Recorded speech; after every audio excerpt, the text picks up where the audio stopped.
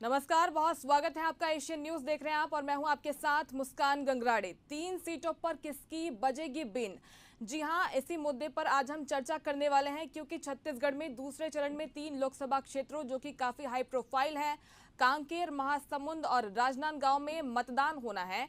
और आपको बता दें कि इस समय तीनों सीटों पर भारतीय जनता पार्टी का कब्जा है और इन तीनों सीटों पर नजर है क्योंकि भाजपा के समक्ष कब्जा बरकरार रखने की चुनौती है, तो कांग्रेस का प्रयास है कि इन तीनों सीटों को छीन लिया जाए। नक्सल प्रभावित कांकेर सीट पर बीजेपी से पूर्व विधायक भोजराज नाग और कांग्रेस के बीरेश ठाकुर चुनावी मैदान में है।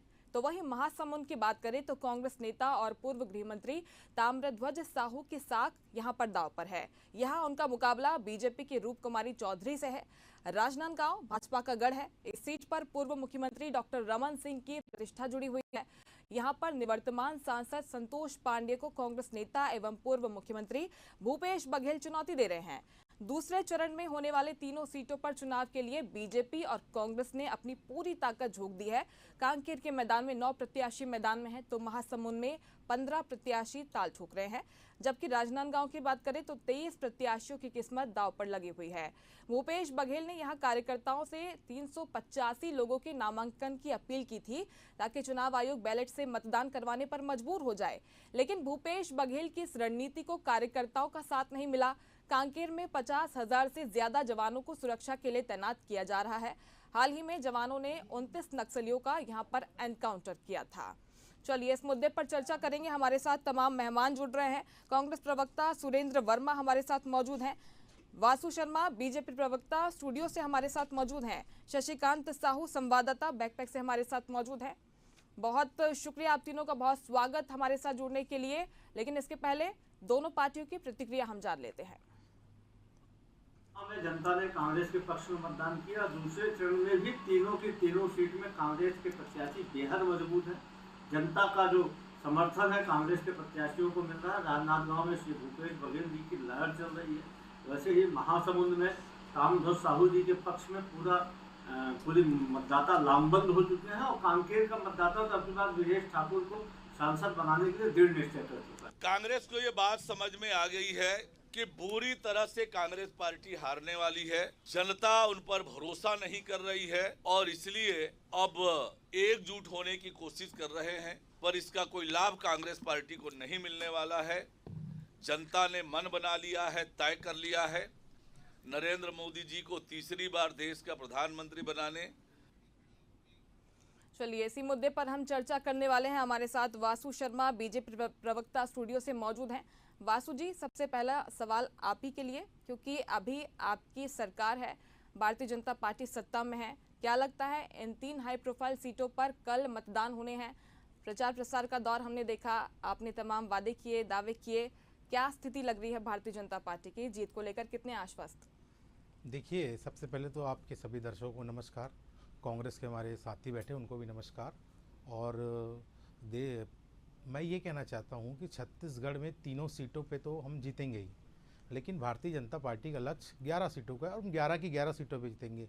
बस्तर के चुनाव के बाद कांग्रेस की लगातार बौखलाहट सामने आ रही है, जिसका आपको देखने को मिलेगा। इनके नेता प्रतिपक्ष प्रधानमंत्री जी के सर फोड़ने की बात करते हैं और वो कवासी लखमा जी क्या क्या बयानबाजी करते हैं, ये फिर से वो बात को मैं रिपीट नहीं करना चाहता। लेकिन छत्तीसगढ़ के अंदर वह ये भारतीय जनता पार्टी की सरकार है जो मोदी की गारंटी पे काम की है और मोदी की गारंटी को धरातल पे उतारने का काम किया है। ये महतारी वंदन योजना की बात जो कांग्रेस पार्टी आज फॉर्म भरा रही है, उसको भारतीय जनता पार्टी की सरकार ने 100 दिन के अंदर लगातार 2 महीने से खाते महिलाओं के बैंक अकाउंट में जा रहा है। यही कांग्रेस सरकार है जो पिछले घोषणा पत्र में महतारियों से छल कपट की राजनीति की। उन्होंने अपने घोषणा पत्र में लिखा था कि हम आएंगे तो हर महतारियों को 500 रुपये देंगे, लेकिन किसी महतारियों को 5 रुपये छत्तीसगढ़ में नहीं मिला। और ये फिर से झूठे वादे लेके आ रहे हैं। अब ये कहते हैं कि हम 1 लाख रुपए गरीब महिलाओं को देंगे, अर्थात 8,333 रुपये प्रति माह। तो छत्तीसगढ़ की महिलाएं ये पूछ रही है कि पहले आप ये बताइए कि आपने 500 रुपये देने का वादा किया था, उसका क्या हुआ? आप जब 500 रुपये नहीं दे पाए तो 8,333 रुपये कैसे दे पाएंगे? और आप ये छत्तीसगढ़ के लिए पूरे देश की बात कर रहे हैं। अरे देश में इतना बजट ही नहीं है जितना आप महतारियों की बांटने की बात कर रहे हैं। तो ये जो कांग्रेस का न्याय पत्र है वो ठग पत्र है। और जब ठगने की बात होती है तो कांग्रेस की, देखिए, भारतीय जनता पार्टी की एक तरफ विचारधारा है, एक तरफ कांग्रेस पार्टी की विचारधारा है। भारतीय जनता पार्टी के संकल्प पत्र में आप देखेंगे तो भारत को आगे बढ़ाने का विजन है उसके अंदर। आप कहीं पर भी आप उसको घोषणा हमारे संकल्प पत्र को उठा के देखेंगे तो भारत को आगे बढ़ाने का उसमें हर चीज़ का पॉइंट ऑफ व्यू मिलेगा। लेकिन कांग्रेस के घोषणा पत्र में आप देखेंगे तो इन्होंने आर्थिक सर्वेक्षण की बात कही गई है। जो आज वो बात निकल के आ रही है, जो राहुल गांधी की अंकल है ना, अंकल सैम पित्रोदा जी, उनके मुख से ये बयान आ ही गया। जो सच्चाई होती है बोलते हैं ना, जो सामने आ जाती है, उनके मुख से वो सामने आ ही गया। अमेरिका में बैठ के उन्होंने कह दिया कि हमारी नज़र जो गरीब मध्यम वर्गीय परिवार है उसके खजाने पे है। जो कमाई से, जो मेहनत से कमाई करके जो उन्होंने पैसा जोड़ा है, उसकी 55% सरकार की होगी और 45% जिनकी है उनकी होगी, विरासत की होगी। तो ये विरासत टैक्स कांग्रेस जो लगाना चाह रही है, उससे देश की जनता पूछ रही है कि आप अगर इन सैम पित्रोदा के बयान से सहमत नहीं है तो खुल के कहिए कि हम सहमत नहीं हैं। और जो आपके हिस्सेदारी न्याय वाले कॉलम में, कॉलम नंबर 1 में जो लिखा है कि आप आर्थिक सर्वेक्षण कराएंगे, उसको हटाइए, तभी देश की जनता मानेगी कि आप इसके खिलाफ हैं। बिल्कुल वासु जी, आपने जो सवाल उठाए हैं वो लाजमी है, कांग्रेस प्रवक्ता से हम इसके जवाब लेंगे। हमारे साथ मौजूद हैं सुरेंद्र वर्मा जी। सुरेंद्र जी, काफ़ी गंभीर सवाल उठाए हैं वासु शर्मा जी ने, उनके सवालों का जवाब आपसे लेंगे। लेकिन सबसे पहले ये बताइए कि जो 3 लोकसभा सीटें हैं, हाई प्रोफाइल सीटें हैं, कांकेर, राजनांदगांव, महासमुंद, इन 3 सीटों पर कांग्रेस पार्टी अपने आप को कहां पर देखती है? जीत को लेकर कितनी आश्वस्त नजर आ रही है कांग्रेस पार्टी, क्योंकि अभी तो भारतीय जनता पार्टी का दबदबा है इन तीनों सीटों पर? मुस्कान जी, छत्तीसगढ़ की 11 सीटों में से 11 का दावा करना और देश में 400 पार का नारा देना भारतीय जनता पार्टी का केवल और केवल अहंकार है।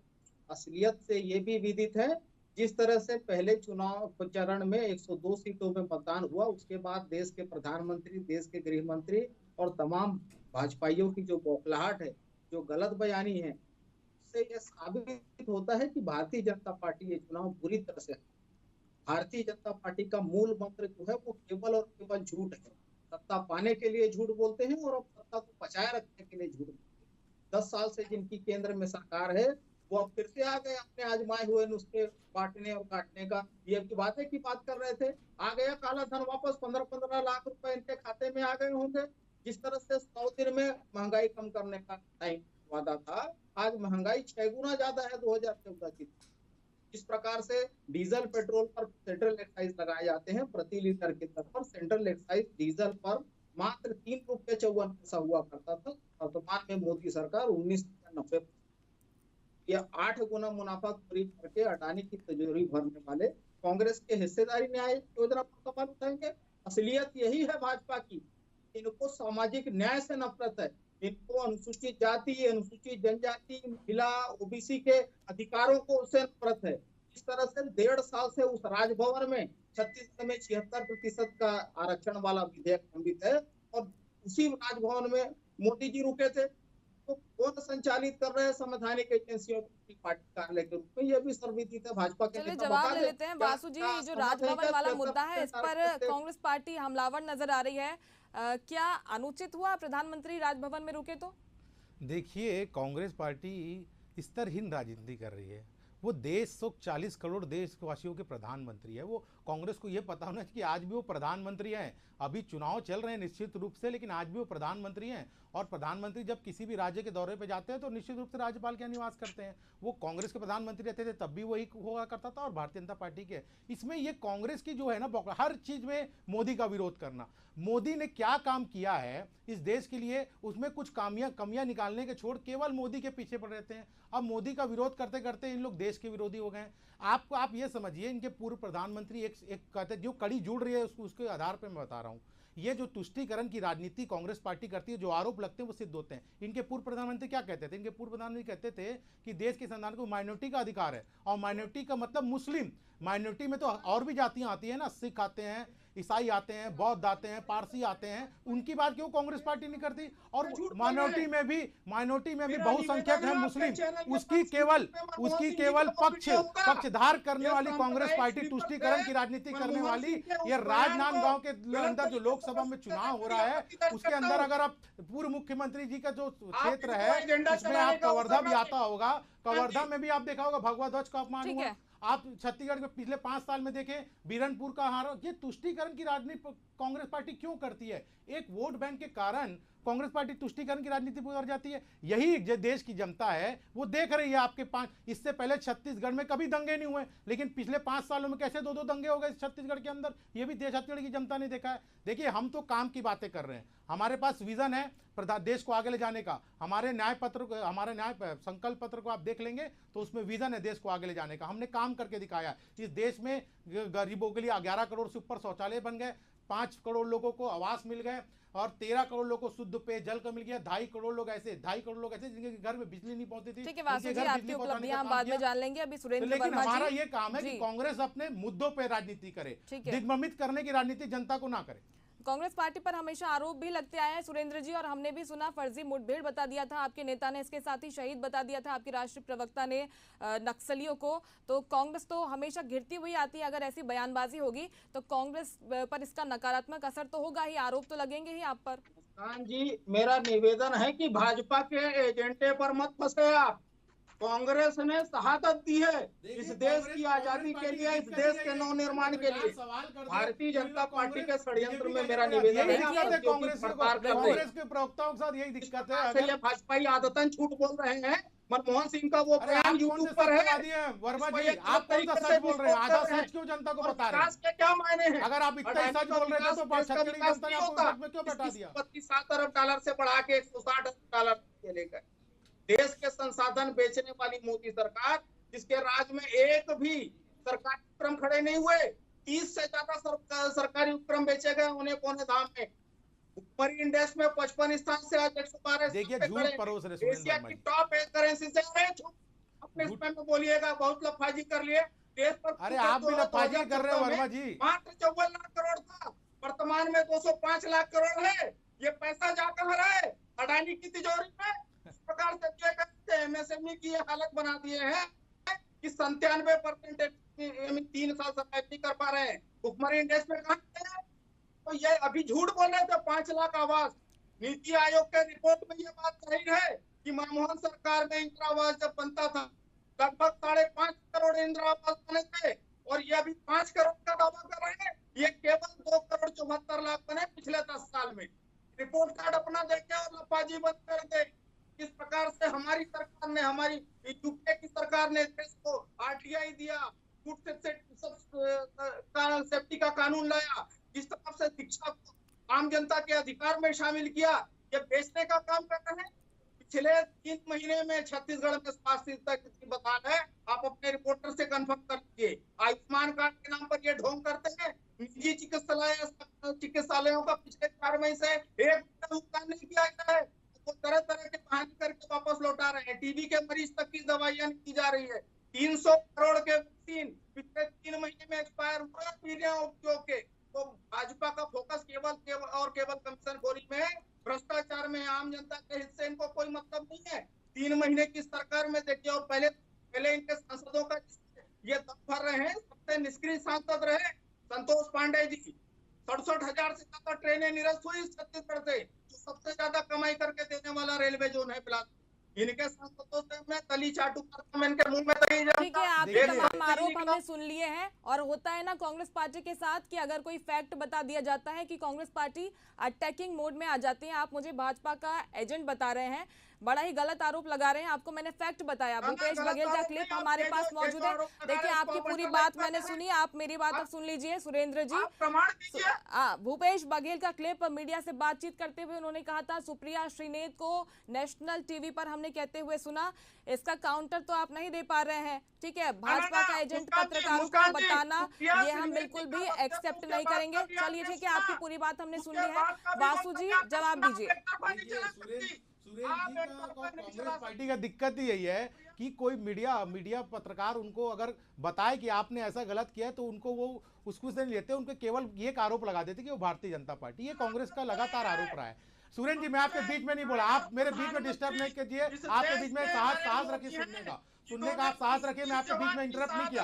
अगर सुनने का साहस रखे तो सुनिए। देखिए, यही कांग्रेस पार्टी है जो देश में गरीबी हटाएंगे करके लगातार घूम रही है। अभी इनके युवा नेता राहुल गांधी जी एक बात कहते घूम रहे हैं कि हमारी सरकार आएगी तो हम खटा करके एक झटके में गरीबी हटा देंगे। मान्यवर आपकी राहुल गांधी जी की दादी स्वर्गीय इंदिरा गांधी जी ने नारा दिया था कि देश से गरीबी हट जाएगी, लेकिन 50 साल उसके बाद कांग्रेस पार्टी राज की, तो तब गरीबी क्यों नहीं हटी? 50 साल में गरीबी नहीं हटा पाए। अब आप कहते हैं कि एक झटके में गरीबी हटा देंगे। अरे गरीबी में ढकेलने का काम कांग्रेस पार्टी ने किया। देश की जनता का क्या हालत करके छोड़ा था? कहने के लिए केवल अभी देखिए भ्रष्टाचार। कल वहां पर मतदान होने हैं, तीनों हाई प्रोफाइल सीटें हैं और वहां पर क्या कुछ इंतजाम किए गए हैं, क्योंकि नक्सल प्रभावित इलाका भी आता है जहां पर कल वोटिंग होनी है। हमारे साथ संवाददाता शशिकांत साहू भी जुड़े हुए हैं। शशिकांत, ओवरऑल तैयारियां बताइए, क्योंकि नक्सल प्रभावित इलाका भी है, मतदाताओं की सुरक्षा को लेकर, सुविधा को लेकर क्या कुछ इंतजाम वहां पर देख पा रहे हैं? बिल्कुल मुस्कान, देखिए कल दूसरे चरण का मतदान होना है। दूसरे चरण के मतदान के लिए पूरी तरह से चाक चौबंद व्यवस्था की गई है। चूंकि 3 लोकसभा क्षेत्रों में यह मतदान होने हैं, महासमुंद लोकसभा क्षेत्र और कांकेर लोकसभा क्षेत्र, राजनांदगांव लोकसभा, तीनों लोकसभा क्षेत्र चुनाव जो मतदान है वो होगी। और मतदान के लिए चूंकि इस लोकसभा जो चुनाव होना है उसमें कई ऐसे क्षेत्र है जो नक्सल प्रभावित क्षेत्र के अंतर्गत आते हैं, इसीलिए वहां समय में थोड़ा चेंज किया गया है। सुबह 7 बजे से दोपहर 3 बजे तक वहां मतदान किया जा सकता है। ऐसे क्षेत्रों की बात की जाए तो महासमुंद के अंतर्गत बिंद्रा नवागढ़ विधानसभा है, उसके अंतर्गत 9 मतदान ऐसे केंद्र बनाया गया है जहां सुबह 7 बजे से 3 बजे तक मतदान किए जाएंगे। वही कांकेर लोकसभा क्षेत्र के कांकेर विधानसभा के अंतर्गत कोंटा गांव विधानसभा है, वहां 7 बजे से 3 बजे तक मतदान किया जाएगा। इसके अलावा राजनांदगांव के मोहला मानपुर विधानसभा में 7 बजे से 6 बजे तक मतदान किया जाएगा। इसके अलावा बाकी जो विधानसभा क्षेत्र पड़ेगी वहां पर 7 बजे से शाम 6 बजे तक मतदान किया जाएगा। निश्चित तौर से लोकसभा को लेकर तीनों सीटें काफी महत्वपूर्ण माना जा सकता है। चूंकि हम राजनांदगांव लोकसभा सीट की बात की जाए तो राजनांदगांव लोकसभा सीट कहा जाता है या माना जाता है कि जो पूर्व मुख्यमंत्रियां हैं, जो जितने भी पूर्व मुख्यमंत्री हैं वहां से कहीं न कहीं उनका जो संपर्क है या उनका कहा जाए कि जो सीधा संपर्क है वहां से माना जाता है। चाहे मोतीलाल साहू, जो मोतीलाल वोरा है पूर्व मुख्यमंत्री थे, वहीं से वो भी संसदीय क्षेत्र में गए थे। इसके अलावा बात की जाए डॉक्टर रमन सिंह जो पूर्व मुख्यमंत्री है वो भी वहां से सांसद रह चुके हैं। अब वहां से कांग्रेस ने पूर्व मुख्यमंत्री भूपेश बघेल को मैदान में उतारा है। उसके सामने जो है वर्तमान में सांसद जो बीजेपी से सांसद है संतोष पांडे, वो वहां से मैदान पे। तो निश्चित तौर से दोनों डोर टू डोर कैंपेन कर रहे हैं और अपनी जीत के दावे जरूर कर रहे हैं, लेकिन दोनों आसान नहीं होगी। हालांकि सभी पार्टियां और ये बड़े चेहरे चुनावी मैदान में उतरे हुए हैं। राजनांदगांव की आप बात कर रहे थे शशिकांत जी। वासु जी, राजनांदगांव को लेकर ही सवाल है, काफी हाई प्रोफाइल सीट है और पूरे देश की कह सकते हैं कि नजर है राजनांदगांव में, क्योंकि भूपेश बघेल यहां से मैदान में उतरे हुए हैं। भूपेश बघेल क्या आपके लिए बड़ी चुनौती होंगे संतोष पांडे के सामने? देखिए, भारतीय जनता पार्टी के लिए कोई चुनौती नहीं है, क्योंकि भारतीय जनता पार्टी को अपने कामों में विश्वास है। मोदी की गारंटी को हमने धरातल पे उतार के दिखाया है। हमने 18 लाख आवास की पहले कैबिनेट में स्वीकृति थी, बकाया 2 साल का बोनस जो हम नहीं दे पाए थे, लेकिन कांग्रेस ने भी अपने जन घोषणा पत्र में डाला था, 5 साल तक किसानों को नहीं दिया, उसको भी हमने देने का काम किया। पीएससी में जो घोटाला हुआ, इनके जो नेता अधिकारी के पुत्र पीछे गेट से एंट्री हो गई, उसकी सीबीआई जांच के आदेश दे दिए गए। 21 क्विंटल और 3100 रुपये की राशि किसानों को समय दी गई। इनके समय से 20,000 रुपये प्रति एकड़ ज़्यादा किसानों को इस बार मिला है। और जो तेंदुपत्ता की बात हम करते हैं, इनके समय 4500 रुपये था और इनके समय संग्रहण, देखिए आपको ये समझना होगा, डॉक्टर रमन सिंह जी की सरकार के समय ये 1 हफ्ता का संग्रहण होता था, लेकिन भूपेश बघेल की सरकार आने के बाद उसको घटा के 3 दिन का कर दिया गया। और अब हमारी सरकार आने के बाद फिर से विष्णुदेव साय जी की सरकार बनने के बाद हमने कहा है कि हम 15 दिन संग्रहण करेंगे और 5500 रुपये प्रति मानक बोरा के हिसाब से राशि दी जाएगी। तो ये जनता देख रही है कि कौन सी सरकार जल्दी काम करने पे लगी है। 100 दिन से ज़्यादा की सरकार हुई है और लगभग सारे वादे जो हमने घोषणा पत्र में लिखे थे 80% से ज़्यादा वादे धरातल पे उतर गए हैं। लेकिन कांग्रेस पार्टी, पहले ये कांग्रेस पार्टी को ये बताना पड़ेगा वो जितने भी वादे अपने न्याय पत्र में लेके आए हैं उसको पूरा वो कैसे करेंगे और उनके पास बजट का क्या प्रावधान है, ये कांग्रेस पार्टी को बताना कैसे करेंगे। कांग्रेस पार्टी के प्रवक्ता हमारे साथ जुड़े हुए हैं, उनसे ही जान लेते हैं। बताइए सुरेंद्र जी, जो वादे आपने किए हैं अपनी मैनिफेस्टो में, कैसे पूरा करेंगे? और राजनांदगांव पर मुख्य तौर पर बात करें तो वहां पर मुकाबला जो है काफी दिलचस्प नजर आ रहा है। भूपेश बघेल की खास तौर पर बात करें तो भूपेश बघेल को अपने ही कार्यकर्ताओं का वहां पर विरोध का सामना करना पड़ा था। 385 उम्मीदवारों की बात कर रहे थे, भूपेश बघेल 23 प्रत्याशी ही चुनावी मैदान में है। भूपेश बघेल को यहां से चुनावी मैदान में उतारकर कांग्रेस पार्टी ने कहीं गलती तो नहीं कर दी? निर्वाचन की भूमिका मुस्कान जी आप भी हाल ही में जो सूरत में हुआ, अभी तक न प्रत्याशी का पता है न उनके प्रस्तावक समर्थकों का, जिनसे चिट्ठी लिखवा के यह कहलवाया गया कि हस्ताक्षर फर्जी है। तो भारतीय जनता पार्टी की एजेंट की भूमिका में जिस तरह से निर्वाचन की भूमिका हो गई है, उसके लिए मुझे कुछ नहीं कहना है। आप चुनाव अभी कह आयोग रहे पर थे सीधे तौर कांग्रेस, पर सवाल उठा रहे हैं। ना सारे कटघरे में है, ईडी, आईटी, सीबीआई, वो तो भाजपा के मूल प्रचारक हैं। भारतीय जनता पार्टी का शीर्ष नेतृत्व तो अपने कार्यकर्ताओं और नेताओं को निकम्मा समझती है, इसलिए दूसरी पार्टी से बुलाने के लिए एक अलग से प्रपोज बना है, वो अलग चर्चा का विषय है मुस्कान जी। मूल बात जो है, भारतीय जनता पार्टी के झूठ और वादाखिलाफी को जनता देख रही है और भोग भी रही। जो पिछली सरकार ने 31 मार्च तक जो बजट प्रावधान किया था, वो तक ये खा गए। यहाँ पर तो जो सरकारी भत्ते का प्रावधान था वो बनकर हो गया, न्याय योजना की चौथी किस्त खा गए। अभी 18 लाख आवास की बात कर रहे हैं, ये पूरी तरह से केवल विज्ञापन और भाजपाइयों के जुमलों में है। एक भी नए हितग्राही को एक नया पैसा आवास का सरकार आने के बाद से नहीं मिला है। ये केंद्रीय योजना है, इसका अप्रूवल दिखा दे कि मोदी सरकार ने एक आवास का एक नया पैसा अप्रूव किया हो। जहां तक बात राजनांदगांव की है, राजनांदगांव में जो भाजपा के निष्क्रिय सांसद हैं, उनके चरित्र को पहले भी जब 144 लगा था तो उनके उन्मादी चरित्र को प्रदेश की जनता ने देखा है। आपराधिक प्रकरण दर्ज है, और जिस तरह से कांकेर की आपने बात कही, वही भोजराज नाग है जिनके ऊपर एक महिला से शोषण का आरोप है, महिला के अपहरण का आरोप है। और हमारे घोषणा पत्र की आपने बात कही, हमारे घोषणा पत्र दुनिया के विख्यात अर्थशास्त्री चिदम्बरम जी ने उस घोषणा पत्र बनाया, उस समिति के अध्यक्ष थे, उनके साथ और भी सहयोगी थे। तो भारतीय जनता पार्टी को चिंता करने की जरूरत नहीं है। जो ये पूंजीपतियों पे लुटा रहे हैं, 16 लाख करोड़ का लोन राइट आप किया, और जो डीजल पे 8 गुना मुनाफाखोरी करके 38 लाख करोड़ अतिरिक्त कमाए, ये जो अडानी की तिजोरी में जा रहा है, वो आम जनता तक सामाजिक न्याय के ठीक है, माध्यम से आरोप तो पहुंचेगा। आपके पास बहुत सारे हैं सुरेंद्र जी, फाइनल स्टेटमेंट आपका दे दीजिए। कल जो 3 सीटों पर मतदान होने हैं, कांग्रेस अपने आप को कहां पर देखती है? ऐसा तो नहीं मान रहे आप कि कांग्रेस ने पहले ही हार मान ली है?